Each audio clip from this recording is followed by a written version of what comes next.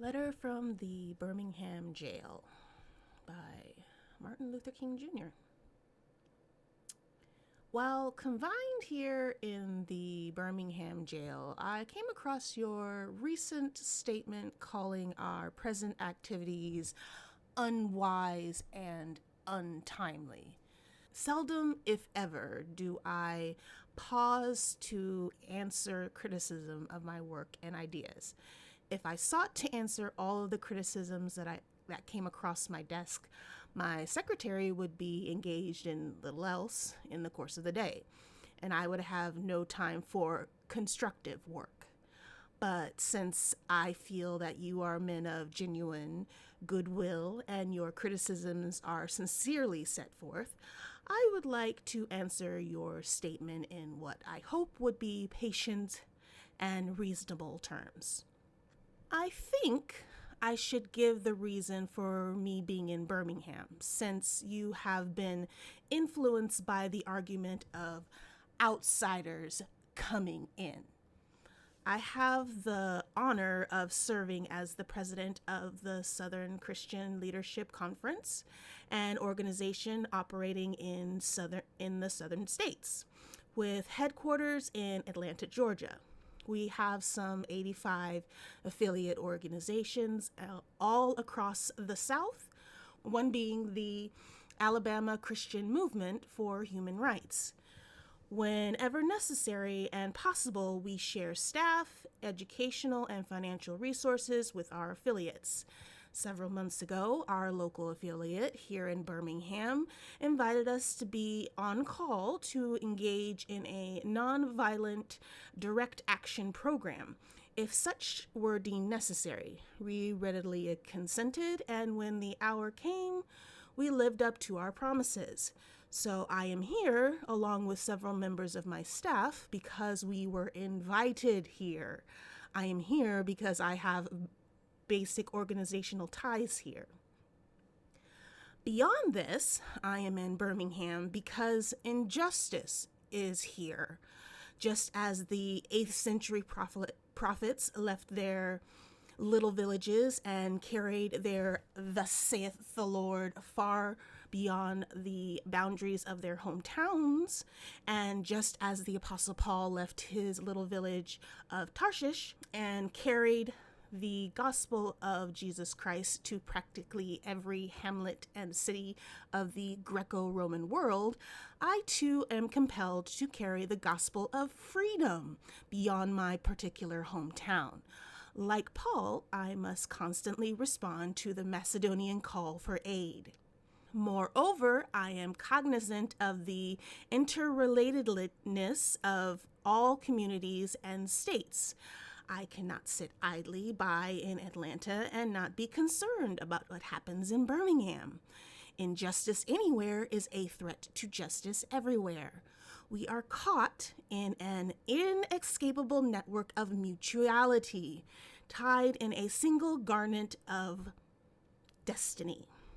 Whatever affects one directly affects all indirectly. Never again can we afford to live with the narrow, providential, outsider agitator idea. Anyone who lives inside the United States can never be considered an outsider.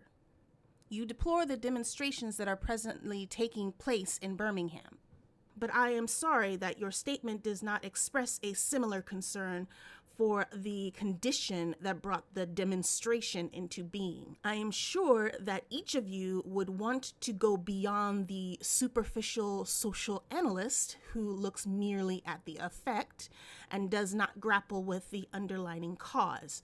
I would not hesitate to say that it is unfortunate that so-called demonstrations are taking place in Birmingham at this time.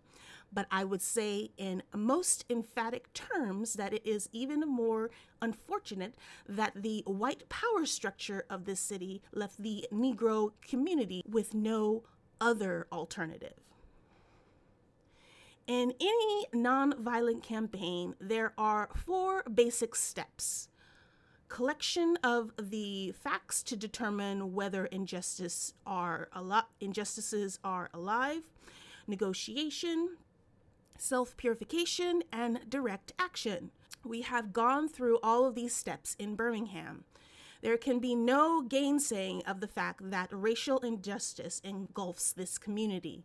Birmingham is probably the most thoroughly segregated city in the United States. Its ugly record of police brutality is known in every section of this country. It is unjust. Its unjust treatment of Negroes in the courts is a notorious reality. There have been more unsolved bombings of Negro homes and churches in Birmingham than any other city in this nation. These are the hard and brutal and unbelievable facts. On the basis of this, Negro leaders sought to negotiate with the city fathers, but the political leaders constantly refused to engage in good faith negotiations. Then came the opportunity last September to talk with some of the leaders of the economic community. In these negotiation sessions, certain promises were made by the merchants, such as the promise to remove the humiliating racial signs from the stores. On the basis of these promises, Reverend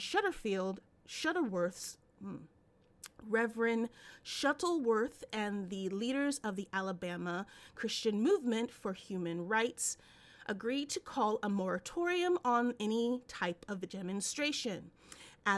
As the weeks and months unfold, we realized we were the victim of a broken promise. The signs remained. As in so many experiences of the past, we were confronted with the blasted hopes, and the dark shadow of a deep disappointment settled upon us. So we had no alternative except that of preparing for the direct action, whereby we would present our very bodies as a means of laying our case before the conscience of the local and national community. We are not unmindful of the difficulties involved, so we decided to go through a process of self-purification. To be continued. Until next time, my lovelies. Bye.